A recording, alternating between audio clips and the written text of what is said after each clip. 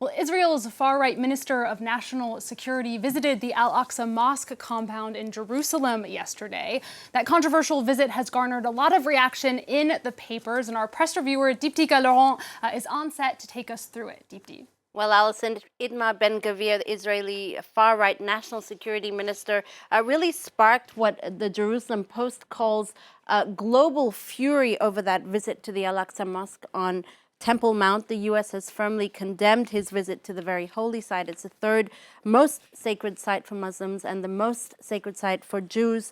It was seen as a violation of the historic status quo. The Post calls, in this article, this front page article here, the Post calls Ben-Gvir's Temple Mount visit a political gamble that even Prime Minister Benjamin Netanyahu had no choice but to take. He was sort of forced into it. Now, Haaretz, that's a center-left paper from Israel, they call the visit a provocation. The paper compares Ben-Gvir's visit to that of Ariel Sharon in 2000, noting that that visit back then also took place without incident, but it was in the days that followed that led to clashes that eventually led to the second intifada that cost thousands of lives. So the fact, Haaretz says, that Ben-Gvir's visit ended quietly is no indication of things to come. After all, I quote, "In the past 100 years, Palestinians have proved that the Al-Aqsa mosque is a bright red line." Alison. And Deepti, that's reaction from the Israeli papers. What reactions are we seeing from the press in the Arab world? Well, the Lebanese French language paper L'Orient Le Jour is talking about it on its front page here in this article here, where it says that Ben-Gvir is really fanning the flames of tensions in the region. They refer to the outrage that that visit provoked. The paper accuses the newly appointed minister of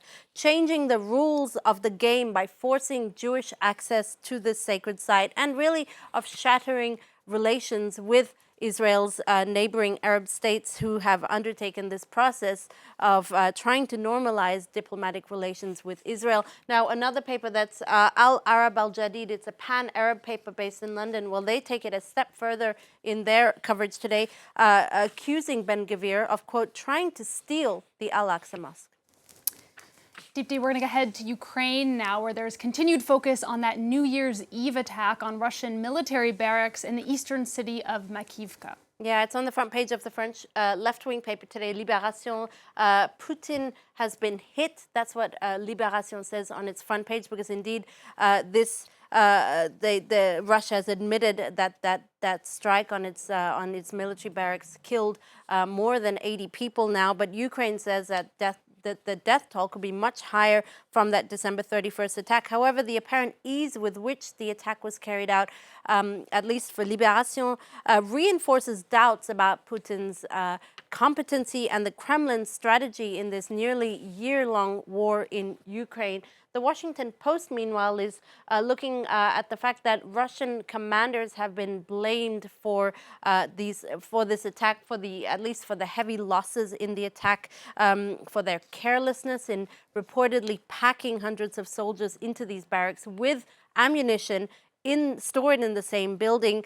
Critics in Russia, including pro-war bloggers and commentators, have described the strike as the result of a, quote, multi-layered blunder, and it really accused these Russian commanders of failing to heed lessons from previous battlefield losses. That's in the Washington Post today. It will be interesting to see what comes out of that criticism. In the U.S., meanwhile, Deepti, the collapse of an NFL player mid-game has sparked a lot of soul-searching about the popularity of American football to the detriment of its players. Well, it was a shocking event to witness especially an event that was live during the match. The match, of course, was canceled right after. On Monday night, Buffalo Bills player Damar Hamlin went into cardiac arrest after making a tackle. He had to be resuscitated on field twice and is in a critical condition as we speak. It's in the New York Times' coverage today. The New York Times also focusing in its opinion pages on this and really the symbolism of this horrific injury live during a match. This writer here says, everyone, fans included, are complicit in the NFL's violent spectacle. Those who watch American football, Kurt Streeler writes, often downplay the risks to the players who have steeled themselves to endure pain. Hamlin's collapse should force a reconsideration of this, the writer says.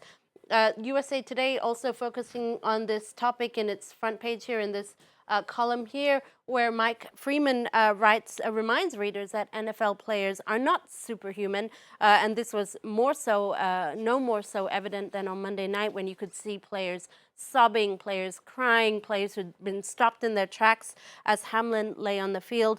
I quote, "They knew, the players, that even for the level of violence they see each week, this was something different."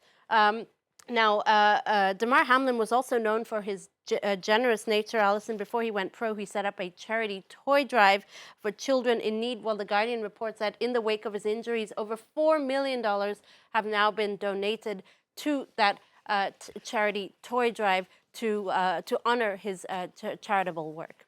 It is such a horrible story, and we do hope he recovers. Deepti, you're going to stay in the U.S. for this last story. Lake Superior State University in Michigan has released its list of words that should not be used in 2023. Yeah, it's a fun little dig at overused, trite words that we tend to use in our day-to-day lexicon. And it appears, according to this list at least, that we've had enough with some words. So this, what you see on the left side here, are the words that have been banished in 2023, so you can no longer say goat, which of course I'm not referring to the farm animal, I'm referring to greatest of all time, which the university says, well, at least accuses some people of sprinkling the word goat like table salt for anyone who does anything remarkable.